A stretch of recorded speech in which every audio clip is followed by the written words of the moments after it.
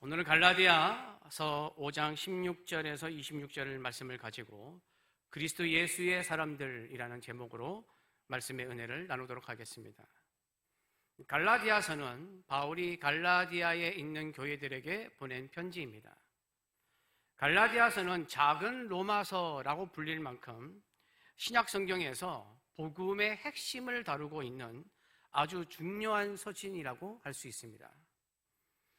바울이 갈라디아 교회에 갈라디아서를 보낸 이유는 바울이 갈라디아에 가서 이제 복음을 전하고 교회를 세웠는데 유대계 율법주의자들이 교회에 들어와서 성도들을 흔들어 놓았기 때문입니다.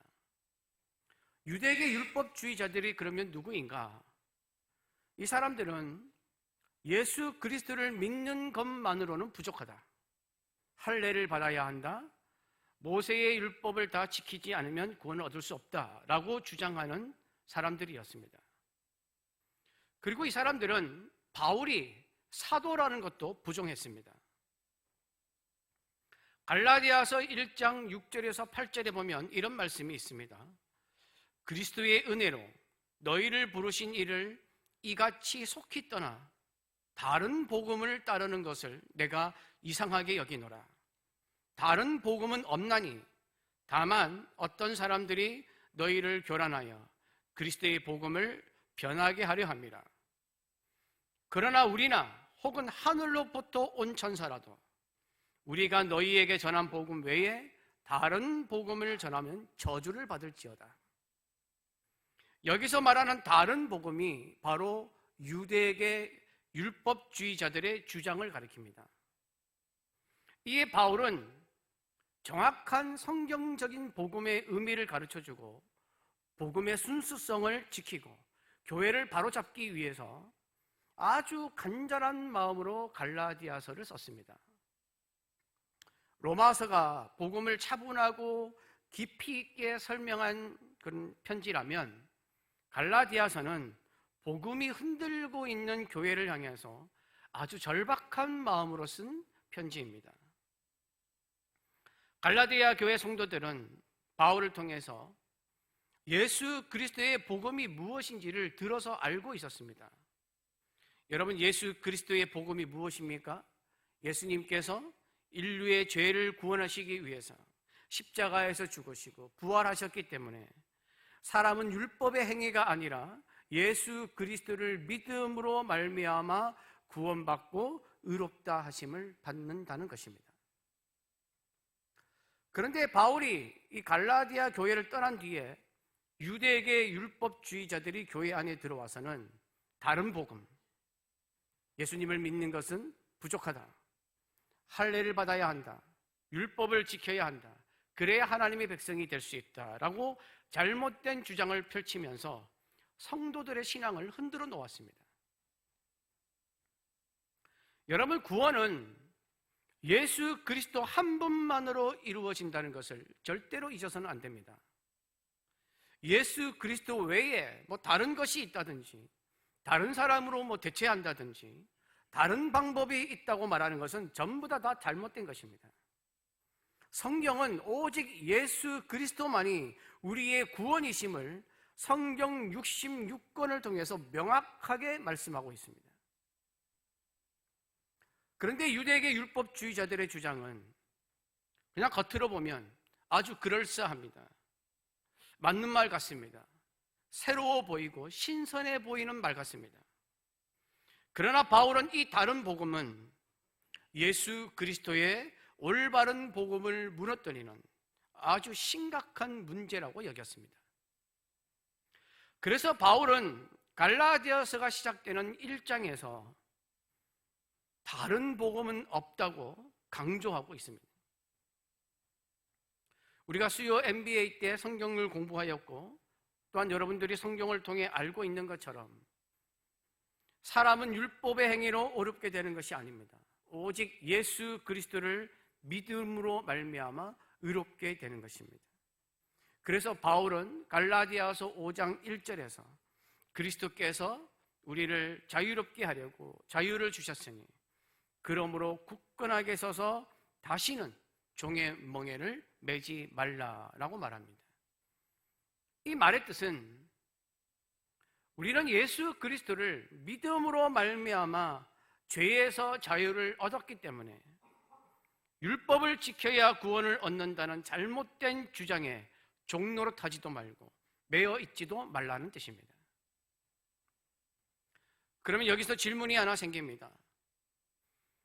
그러면 예수님을 믿음으로 자유를 얻은 성도는 하나님의 말씀인 율법 없이 마음대로 살아도 되는 것인가? 율법의 행위로 구원받는 것이 아니라면 믿음만 있으면 아무렇게나 살아도 되는 것인가? 갈라디아서 5장은 이 질문에 대답하고 있고 오늘 본문 말씀도 이 질문에 대답하고 있습니다. 바울은 갈라디아서 5장 13절에서 너희가 자유를 위하여 부르심을 입었으나 그러나 그 자유로 육체의 기회를 삼지 말라라고 말합니다. 여러분, 복음으로 인하여 주어진 자유는 죄를 마음껏 짓는 자유가 아니라 더 이상 죄와 율법의 종으로 살지 않고 성령 안에서 하나님께 속한 사람으로 살아가는 자유를 말합니다. 그래서 오늘 본문 말씀에서 바울은 그 자유를 가지고 어떻게 살아야 하는가를 말씀하고 있습니다. 16절입니다. 함께 봉독합니다. 내가 이르노니 너희는 성령을 따라 행하라. 그리하면 육체의 욕심을 이루지 아니하리라. 바울은 그리스도 안에서 자유를 얻은 사람은 성령을 따라 행해야 한다고 말하고 있습니다. 여러분, 오늘 본문 말씀 24절에 보면 예수 그리스도를 믿는 사람을 그리스도 예수의 사람들이라고 표현하고 있습니다. 그러면 왜 예수 그리스도를 믿는 사람을 예수 그리스도의 사람들이라고 하지 않고 그리스도 예수의 사람들이라고 했을까요? 전에 한번 언급해 드린 적도 있지만 바울 서신에 보면 예수님을 표현할 때에 예수 그리스도라고 표현할 때가 있고 그리스도 예수라고 표현할 때가 있습니다. 예수 그리스도라는 이름에서 예수는 예수님이 이 땅에 오셔서 붙여진 사람의 이름입니다. 그러니까 예수님의 사람됨, 인성을 나타내는 이름입니다. 그리고 뒤에 나오는 그리스도는 기름 부으심을 받은 자라는 뜻으로 예수님이 메시아이며 하나님이심을 나타내는 칭호입니다. 그래서 예수를 앞세워서 예수 그리스도라고 할 때는 전부 다는 아니지만 보통 예수님의 인성과 이 땅에서의 고난을 강조하고자 할 때 사용하였습니다. 그리고 그리스도를 앞세워서 그리스도 예수라고 할 때는 보통 예수님의 신성, 부활하셔서 하늘 영광에 오르신 하나님 되심을 강조하고자 할 때 사용하였습니다. 그러므로 그리스도 예수의 사람들이라고 하는 것은 그저 예수님을 스승으로 따르는 사람들을 말하는 것이 아니라 십자가의 죽음에서 부활하시고 승리하신 영광의 주이신 그리스도께 속한 사람으로 그에 맞는 삶을 살아가는 사람들이라는 뜻입니다.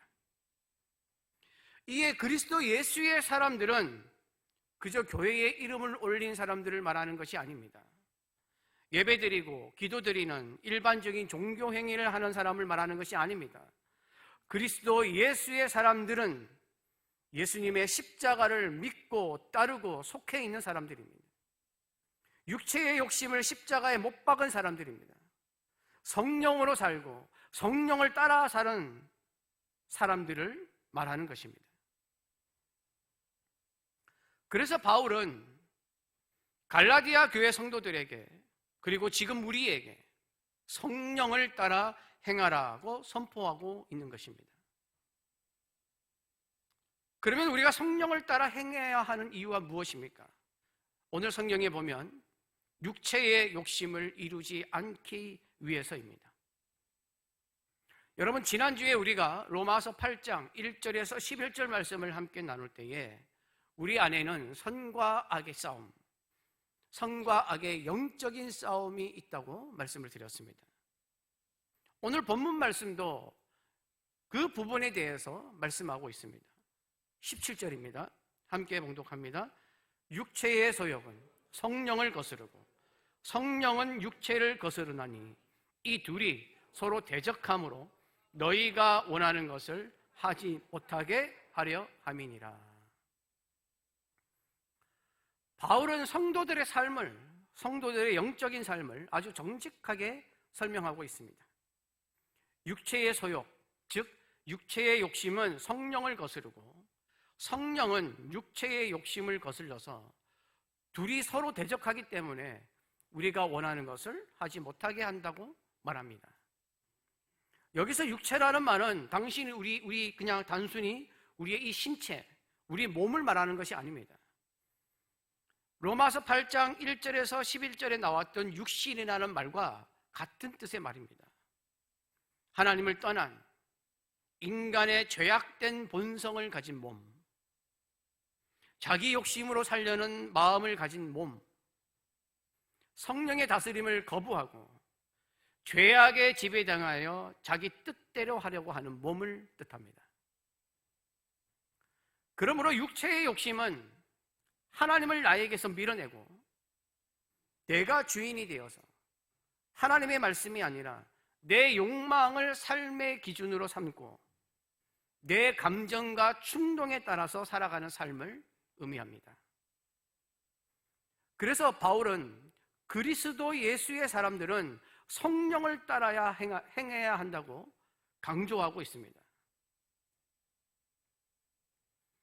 여러분, 여기서 행하다란 말은 내가 성령을 따라 살아야지 라고 하면서 그냥 한 번 결단하고 끝나는 것을 말하는 것이 아니라 계속 그 길을 걸어가겠다는 것을 의미하는 것입니다. 매일 수시로 주어지는 선택의 기로에서 성령의 인도하심을 구하며 그 길을 따르는 것입니다. 말을 할 때도 성령의 주장하심으로 하고, 화가 날 때도 성령의 다스리심을 구하고, 돈을 쓸 때도 성령의 뜻을 묻고, 사람을 대할 때는 성령의 충만함으로 대하는 것입니다. 성령을 따라 행하는 사람은 자기 뜻대로 하지 않습니다. 성령께서 원하는 것이 무엇인지를 묻습니다. 이것이 그리스도 예수의 사람들의 행동입니다. 그런데 육체의 욕심은 성령께 순순히 자리를 내어주지 않습니다. 성령께서 우리를 절제와 온유의 길로 이끌려고 하시면 육체의 욕심은 분노와 다툼의 길로 끌고 가려고 합니다. 성령께서 서로 사랑하는 길로 인도하시려고 하면 육체의 욕심은 서로 시기하고 질투하게 만듭니다.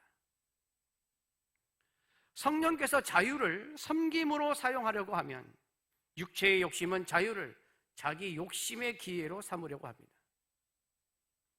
그러므로 바울은 그리스도 예수의 사람들은 성령의 인도하심에 따라 그 성령의 인도하심에 자신을 맡겨야 한다고 말하고 있는 것입니다.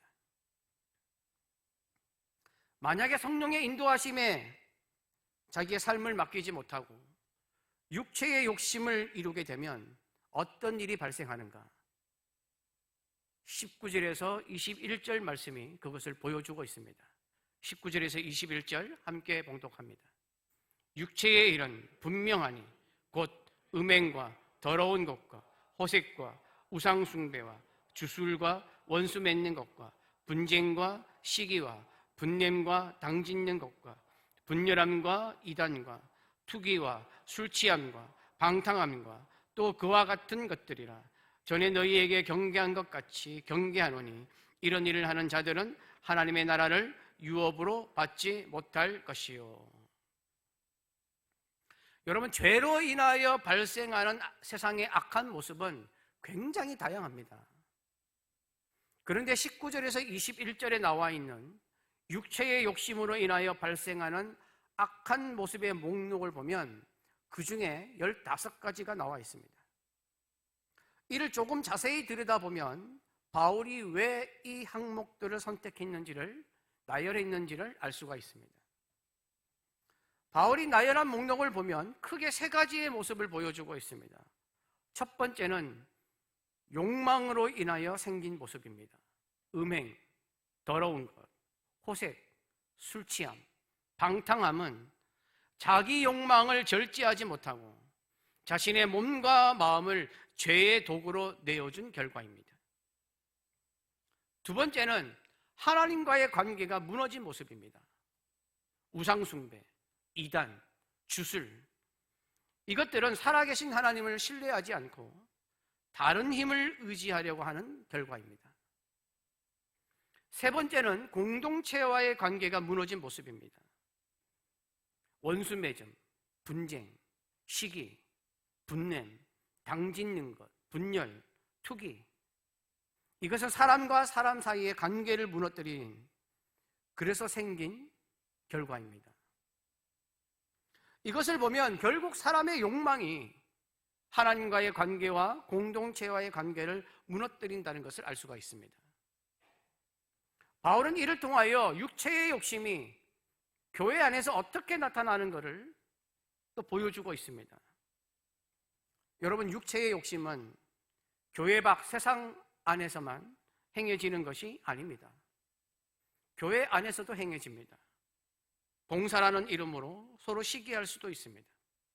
사역이라는 이름으로 서로 분쟁할 수도 있습니다. 열심이라는 이름으로 분열할 수도 있습니다. 우리 안에서 얼마든지 나타날 수 있는 죄의 모습들입니다.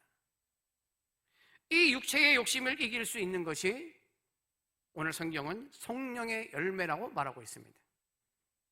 22절에서 23절입니다. 함께 봉독합니다. 오직 성령의 열매는 사랑과 희락과 화평과 오래 참음과 자비와 양성과 충성과 온유와 절제니 이 같은 것을 금지할 법이 없느니라. 여러분, 우리가 여기서 눈여겨보아야 할 것이 있습니다. 오직 성령의 열매는 이라고 하면서 성령의 9가지 열매들을 소개하는데, 성령의 열매가 9가지인데 오직 성령의 열매들은 그러면서 복수를 사용하지 않고 성령의 열매는 이라고 하면서 단수를 사용하고 있습니다. 원어도 마찬가지입니다. 헬라어 원어에도 단수를 사용하고 있습니다. 그러니까 성령의 열매는 사랑, 희락, 화평, 오래 참음, 자비, 양성, 충성, 온유, 절제라는 9가지 열매다라고 말하지 않고, 우리가 이때까지 알고 있었던 것처럼 각각 떨어진 9개의 열매라고 말하지 않고, 성경은 성령께서 한 사람 안에 맺히게 하는 하나의 열매라고 말하고 있습니다. 마치 포도송이 한 송이에 35개에서 50개의 포도알이 맺혀지는 것처럼 성령의 열매는 9개의 열매가 그 사람 안에서 하나의 열매로 맺어지는 것입니다. 그러니까 성령을 따라 행하는 자가 성령의 다스림을 받게 되면 마음에 사랑이 생겨나고, 그 사랑 때문에 희락과 화평이 일어나고, 희락과 화평이 있기 때문에 어떤 일을 만나도 오래 참게 되고, 자비와 양선을 베풀게 되고, 이것이 충성으로 연결되고 하나님께 충성하는 자는 온유와 절제를 갖게 되는 것입니다. 많은 포도알이 포도 한 송이 안에 열리는 것처럼 9개의 성령의 열매가 모여서 하나의 열매를 맺는 것입니다. 성령은 사람을 하나님 안에서 하나 되게 하고 그리스도의 성품을 한 열매처럼 맺게 하시기 때문에 9가지 성령의 열매가 하나의 열매로 맺혀지는 것입니다. 그러면 19절에 나오는 육체의 일은 성령의 열매와 반대가 되니까 복수로 되어 있겠네? 맞습니다. 복수입니다. 우리말 성경에는 육체의 일이라고 하면서 단수로 되어 있지만 원어에는 복수로 되어 있습니다. 15가지의 다양한 악한 일들이 각각 일어나는 것입니다. 육체의 욕심은 여러 가지 갈래로, 여러 모습으로 흩어져서 나타납니다. 악한 것은 하나가 되지 못하고 또한 하나가 될 수 없습니다. 그래서 15가지의 다양한 모습으로 드러난다고 성경에 말씀하고 있습니다. 그러면 육체의 욕심은 여러 모습으로 나타나고 성령의 열매는 하나의 모습으로 나타나면 나쁜 것이 더 많아지는 것인데 더 안 좋은 일이 아닌가 하는 생각을 들 수도 있습니다. 그러나 성령께서 한 사람 안에 맺으시는 9가지의 성령의 열매는 하나의 육체의 욕심을 넉넉히 이깁니다. 성령과 육체가 숫자적으로 싸우는 것은 아니지만 굳이 수치상으로 봐도 9대1입니다. 9가지 성령의 열매는 각각 흩어진 하나의 육체의 욕심보다 훨씬 강한 능력입니다. 성령의 열매는 육체의 욕심을 거절하게 만들고 육체의 욕심을 이루지 못하게 하고 그리스도 예수의 사람들을 그리스도 예수의 사람답게 살아가도록 만들어줍니다. 그래서 16절은 말씀합니다. 너희는 성령을 따라 행하라. 그리하면 육체의 욕심을 이루지 아니하리라. 그러면 우리가 육체의 욕심을 버리고 성령을 따라 행할 수 있는 근거는 무엇입니까? 이 질문에 24절이 대답하고 있습니다. 24절 함께 봉독합니다. 그리스도 예수의 사람들은 육체와 함께 그 정욕과 탐심을 십자가에 못 박았느니라. 육체와 함께 그 정욕과 탐심을 십자가에 못 박았다라는 말은 정욕과 탐심으로 이루어진 육체의 욕심이 그리스도와 함께 십자가에 못 박혀 죽었기 때문에 더 이상 우리에게 주인 노릇을 할 수 없다는 것입니다. 더 이상 우리를 지배할 수 없습니다. 더 이상 우리를 괴롭힐 수 없습니다. 이미 십자가에 못 박혔습니다. 그러므로 그리스도 예수의 사람들은 스스로 육체의 욕심을 이루려고 하지 않는 이상 육체의 욕심을 이룰 수는 없습니다. 이에 그리스도 예수의 사람들은 성령을 따라 행해야 합니다. 성령의 열매를 맺는 삶을 살아야 합니다. 그래서 25절, 26절은 말씀합니다. 함께 봉독합니다. 만일 우리가 성령으로 살면 또한 성령으로 행할지니 헛된 영광을 구하여 서로 노엽게 하거나 서로 투기하지 말지니라. 그리스도 예수의 사람들은 성령으로 거듭난 사람들입니다. 성령 안에서 하나님을 아버지라 부르는 사람들입니다. 성령으로 그리스도께 속한 사람들입니다. 그러므로 삶의 걸음도 성령을 따라야 합니다. 마음과 생각도 성령을 따라야 합니다. 말과 행동도 성령을 따라야 합니다.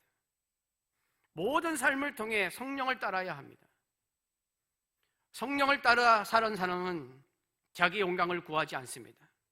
다른 사람에게 상처를 주지 않습니다. 서로 비교하지 않습니다. 투기하지 않습니다. 오히려 공동체를 세우고 사람을 세우고 교회를 세웁니다. 물론 그리스도 예수의 사람들도 실패할 때가 있습니다. 연약해질 때가 있습니다. 넘어질 때도 있습니다. 그러나 다시 성령의 힘으로 일어서고 다시 성령께로 돌아가야 합니다. 이것이 그리스도 예수의 사람들의 삶입니다. 이런 삶을 살 때에 성령의 열매가 맺어지는 것입니다. 성령의 열매는 억지로 만들어지지 않습니다. 나무가 뿌리에서 생명을 공급받아서 자연스럽게 열매를 맺듯이 성령의 열매는 그리스도께 붙어서 성령의 다스림을 받아 성령을 따라 행할 때에 자연스럽게 맺혀지는 것입니다. 여러분, 우리는 모두 그리스도 예수의 사람들입니다. 우리는 이 정체성을 절대로 잊어서는 안 됩니다. 신앙생활은 이 정체성을 유지하는 영적 싸움입니다. 화가 날 때도, 누군가 미워질 때도, 육체의 욕심이 내 안에 올라올 때도, 어떤 순간, 어떤 상황이 와도 나는 그리스도 예수의 사람이라는 것을 절대로 잊어서는 안 됩니다. 성령을 따라 살아야 하는 사람이라는 것을 잊어서는 안 됩니다. 우리의 신앙의 생활에서뿐만 아니라 일상생활에서도 성령의 열매가 나타나야 합니다. 부부 사이에 사랑과 오래 참음이 있어야 합니다. 부모와 자녀 사이에 자비와 양선이 있어야 합니다. 교회 안에서는 화평과 온유가 있어야 합니다. 일터에서는 충성과 절제가 있어야 합니다. 그리스도 예수답게 살아야 할 줄로 믿습니다. 여러분, 지난 8월 18일 화요일이죠. 8월 18일 날 머니투데이라는 그 인터넷 뉴스에서 이런 기사가 올라온 것을 보았습니다. 기사 제목이 뭐냐면 고속버스에서 몸 불편한 승객 용변 실수. 8월 16일 날 오전에 서울에서 이제 경남 양산으로 가던 버스가 있었는데 그 버스 안에서 50대에서 60대로 보이는 한 승객이 건강상의 문제로 그 자리에서 실수를 범하는 일이 생겼습니다. 이 승객은 하체가 불편해서 지팡이 없이는 거동이 어려운 사람이었습니다. 그래서 이제 화장실을 미처 이용하지를 못하고 탑승을 했는데 참지를 못해서 일이 벌어진 것입니다. 그런데 버스가 휴게소에 도착하자마자 이 버스 기사의 행동이 주목을 받습니다. 버스 기사가 주저하지 않고 이 실수한 승객을 데리고 씻는 곳으로 데리고 가서 직접 씻기기 시작합니다. 그리고 이를 본 다른 승객이 기사 혼자서는 이게 어렵다고 생각을 해서 자신도 따라가서 함께 돕습니다. 그리고는 이 다른 승객은 기사가 이 실수한 사람을 씻기고 있을 때에 요즘에는 휴게소에 이렇게 옷도 팔고 막 그러잖아요. 그래서 매장에 가서 바지를 새로 구입을 해서 몸을 씻긴 뒤에 이 새 옷으로 갈아입힙니다. 그런 후에 비가 왔는데 이 실수한 승객이 빗속에 다시 안전하게 탑승할 수 있도록 우산까지 받쳐주면서 세심한 배려를 베풀었습니다. 버스 기사는 불편한 내색 하나도 없이 이 승객을 보살핀 뒤에 자리를 청결하게 정리를 하고 방석을 깔아주면서 마지막까지 배려를 베풀었습니다. 이 사건은 기사를 함께 도왔던 승객이 자신의 SNS에 이 기사에 대해서 글을 올리면서 세상에 알려졌습니다. 성도 여러분, 이분들이 교인인지 아닌지는 알 수가 없습니다. 그러나 이분들의 행동은 성령을 따라 사는 그리스도 예수의 사람들인 우리가 본받아야 하는 행동이 아닌가 하는 생각을 해봅니다. 여러분 모두가 나는 성령을 따라 사는 그리스도 예수의 사람임을 기억하며 삶의 곳곳에서 성령의 열매를 맺어가는 사람들이 되시기를 간절히 바랍니다.